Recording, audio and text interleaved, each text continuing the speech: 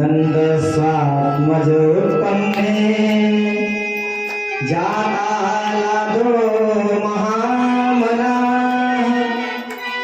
आहूय विद्वान् वेदज्ञा स्नातः सुचिरलंकृतः। नंद के घर लाला नहीं हुआ, जाता आह्लादो महामना, मूर्तिमान आनंद ही नंद के घर में प्रकट हो गया। नंद घर आनंद भयो, जय कन्हैया लाल की। नंद बाबा ने ब्राह्मणों को बुलाया, जातकर्म कराया, सुष्टि वाचन कराया। अब ब्राह्मणों को खूब दान दक्षिणा देकर के विदा किया। लोग आ रहे हैं दौड़ दौड़ के नंद बाबा के घर। गोपियां यशोदा मैया को खूब बधाई देती हैं और नंद बाबा को ग्वाले भी बधाई देते हैं। बाबा बधाई हो, मैया बधाई हो। नंद बाबा ने अपने लाला की खुशी में इतना लुटाया कि लेने वाले तृप्त हो गए। भगवान के प्राकट्य में लक्ष्मी महारानी नृत्य कर रही हैं, गलियों में लक्ष्मी महारानी बिखर रही हैं। इस प्रकार से एक ग्वाला नंद बाबा के घर गया और वहां से तमाम वस्त्र आदि लेकर के दौड़ा दौड़ा खुशी से आया।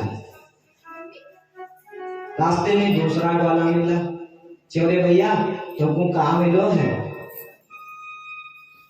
वो बोला, ये कितने सुंदर सुंदर वस्त्र मिले हैं, चमचमाते हुए देख कितनी सुंदर धोती है, कितना सुंदर कुर्ता है, देख कितने सुंदर वस्त्र मिले हैं। वो बोला चल दारी के तो वस्त्र ले भी गए हो? अरे देख मैं कितने सोने के सुंदर सुंदर आभूषण लेके आया हूँ। अच्छा भैया कहाँ बट रहे थे? तो कहा ये 1-2 नंबर के दरवाजे पर बट रहे थे, तो 1 नंबर से लौट आयो। वाले सबरे वस्त्र फेंके और सीधे 2 नंबर के दरवाजे पर पहुंच गया आभूषण लेने के लिए। सोने के आभूषण लेकर के आया। रास्ते में दूसरा मिला, चौरे भैया काला आयो है? बोले देख सोने के कितने सुंदर सुंदर आभूषण लेकर के आए हैं। भगवाना ने बोला चल दाढ़ी के तो सोना ले गए हो, देख मैं कितने सुंदर सुंदर हीरे जवाहरात के मोती लेकर के आया हूँ। अरे भैया कहाँ बट रहे थे? बोले 3 नंबर के दरवाजे पर बट रहे थे, तो 2 नंबर से वापस आकर के लौट गए हो। वाले सवरे सोने के आभूषण फेंके, जा करके हीरे जवाहरात आदि ले आया। अब देखिए रास्तों में गलियों में वस्त्र और आभूषण बिखरे पड़े हैं। मानो सुखदेव महाप्रभु कहना चाहते हैं कि भगवान के प्राकट्य में उनकी धर्मपत्नी लक्ष्मी महारानी ताता थैया करके भी गलियों में नृत्य कर रही हैं। बोलो गोविंद भगवान की जय हो, लक्ष्मी नारायण भगवान की जय हो। खूब धूमधाम से उत्सव मना। सभी गोपी ग्वाले यशोदा मैया को और नंद बाबा को बधाइयां दे रहे हैं। इतने में नंद बाबा ने अपने ग्वालों से कहा, साथियों से कहा कि भैया तुम तो यहाँ धूमधाम से जन्मोत्सव मनाओ, हम जाकर के अभी कंस को कर दे करके आते हैं। नंद बाबा के यहाँ 9 लाख गायें हैं। तो नंद बाबा के ऊपर कंस ने इनकम टैक्स लगा रखा है। आज भी ना जिनकी ज्यादा संपत्ति हो जाती है सरकार उन पर टैक्स लगा देती है। इसी प्रकार से राजा कंस ने नंद बाबा के ऊपर इनकम टैक्स लगा रखा है। 9 लाख गायें हैं। तो नंद बाबा ने साथियों से कहा हम मथुरा को जाकर के कंस को कर दे करके अभी हाल ही वापस लौट करके आते हैं, आप सब लोग जन्मोत्सव मनाओ। नंद बाबा मथुरा में पधारे।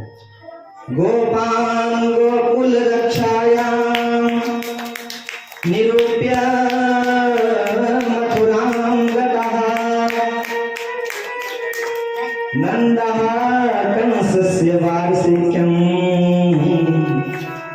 करम दातम कुरुर्वः। नंद बाबा पहुंचे मथुरा मंडल में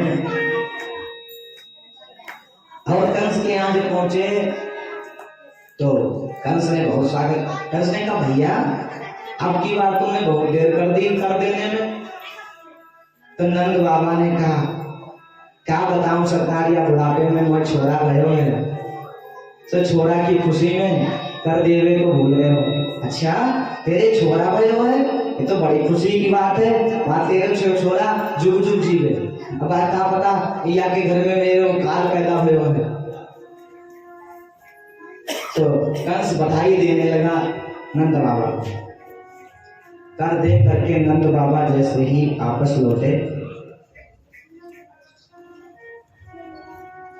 लौटे तो रास्ते में वसुदेव जी महाराज मिल गए। वसुदेव जी ने कहा भैया, वसुदेव जी यशोदा नंद बाबा जी के बहुत बड़े मित्र हैं, बहुत दिनों बाद भेंट हुई है। तो वसुदेव जी कहते हैं अरे नंद बाबा, मैंने सुना है तुम्हारे घर में छोरा भयो है और तुमने मुझको खबर तक ना करी। नंद बाबा ने कहा क्या बताएं मित्र, तुम्हारे इतने बालकों को कंस ने मार दिया, तो तुम्हारे दुख के कारण मैं इतना दुखी हूं कि अपने एक छोरा की खुशी तुम्हें ना बता सका। मित्र कौन है? मित्र वही श्रेष्ठ है जो मित्र के दुख को पर्वत के समान समझे और पर्वत के समान समझ करके दुख मित्र की सहायता करे, वही सच्चा मित्र है। जे न मित्र दुख वही दुखारी, जे न मित्र दुख जे न मित्र दुख, जे न मित्र वही दुखारी। नहीं मिलो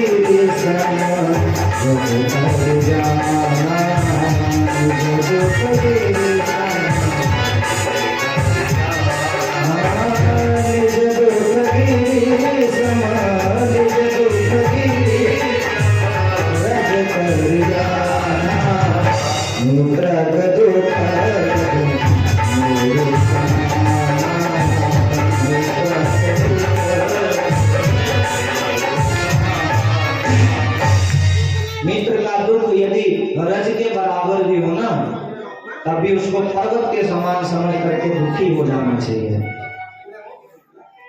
नंद बाबा वसुदेव जी से कहते हैं एक छोरा की खुशी कैसे बताता तुम्हें। वसुदेव जी ने कहा भैया मैं ज्योतिष को बड़ो भारी पंडित हूं, तुम्हारे मस्तिष्क की रेखाएं ये बता रही हैं कि तेरे घर में कोई बड़ो भारी संकट आने वाला है।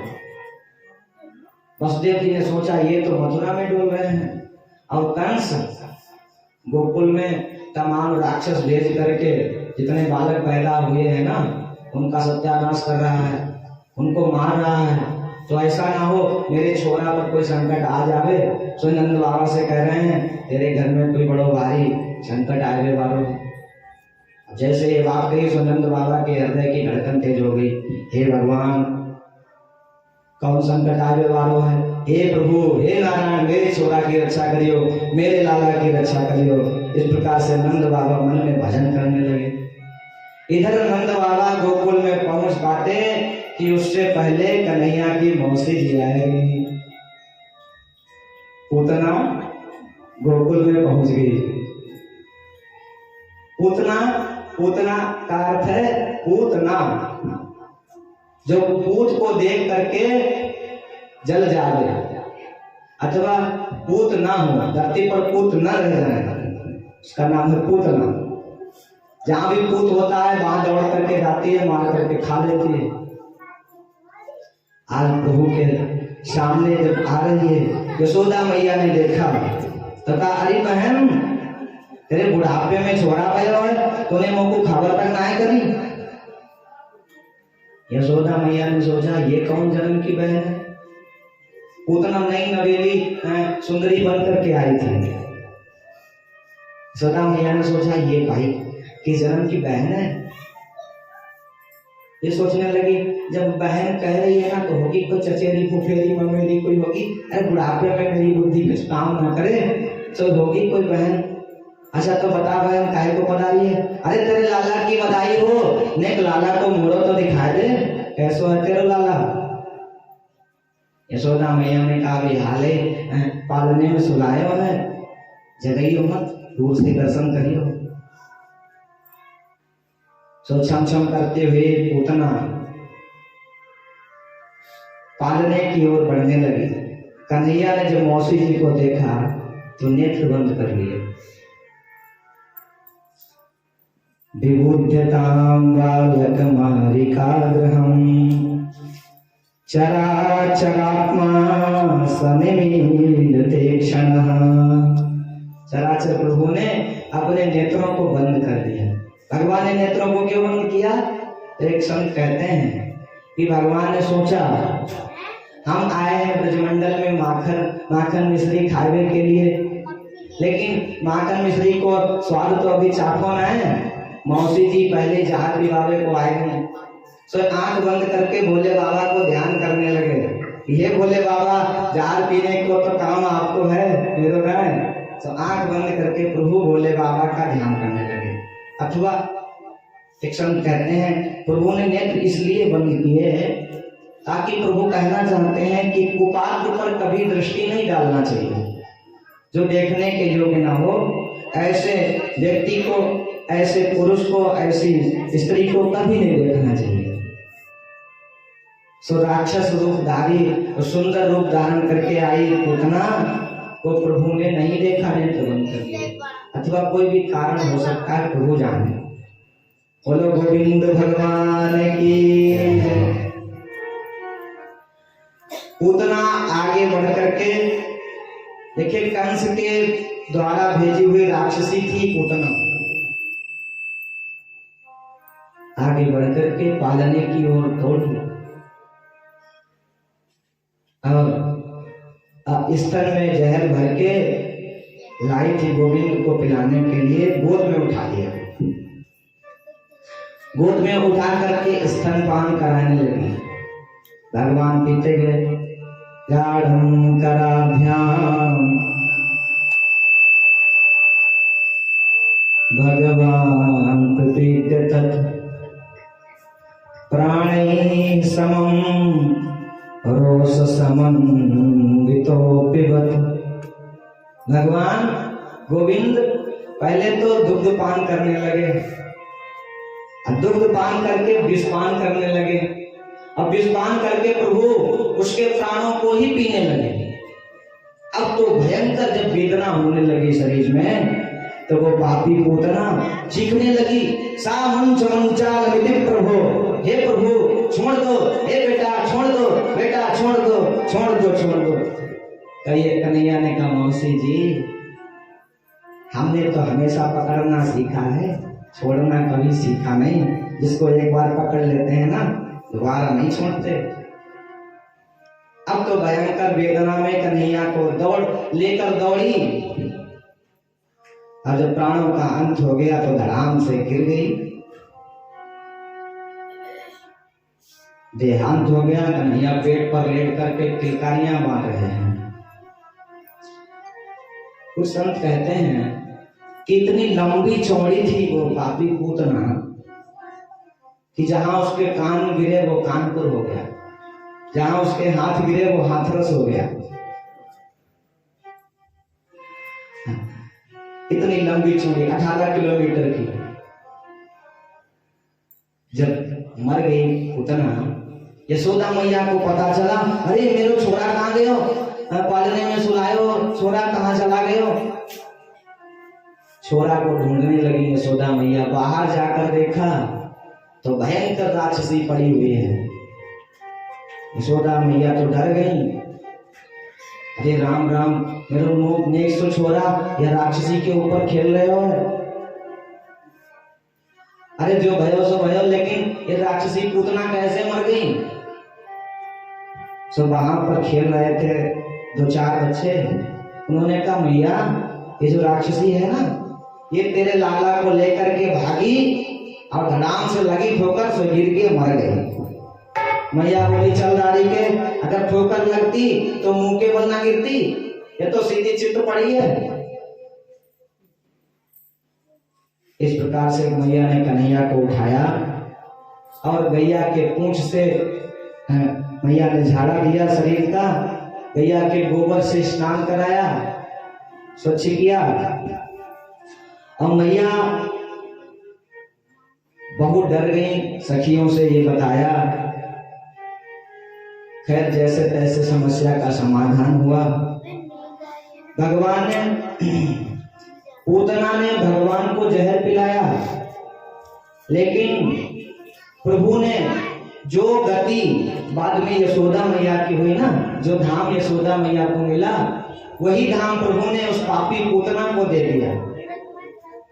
अहो बकिया स्तन कालकूटम जिघांसया पाययद पिशाध्वी लेभे गतिं धातृचितां ततोन्यं कंबादयालुं शरणं ब्रजेम। अरे जो पापी पूतना प्रभु को जहर पिलाने आई थी, उसको मैया के जैसी गति प्रभु ने प्रदान कर दी। ऐसा दयालु संसार में कौन है। कृपा की न होती जो आदत तुम्हारी, कृपा की न होती जो आदत तुम्हारी, कृपा की न होती जो आदत तुम्हारी, कृपा की न होती जो आदत तुम्हारी,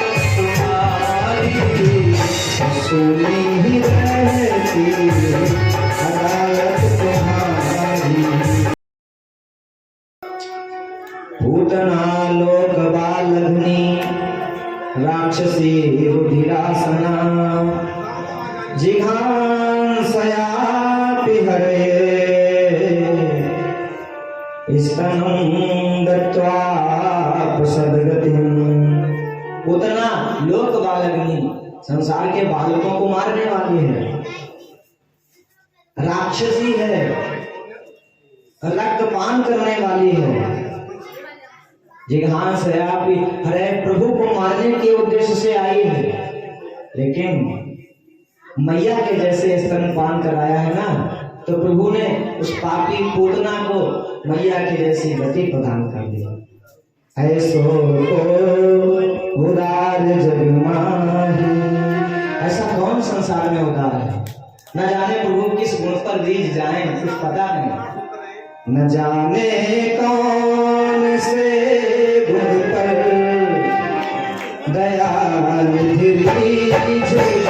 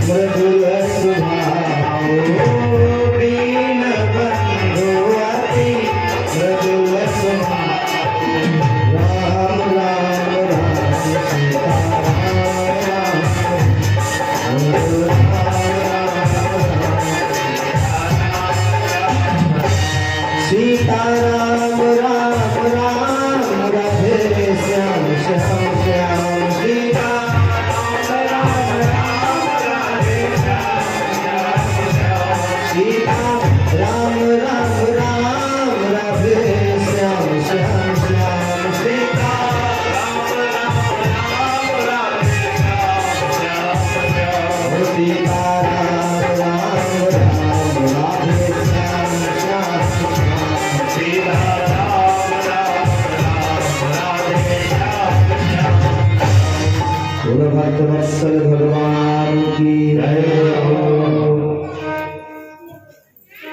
प्रभु ने पूतना का मोक्ष किया।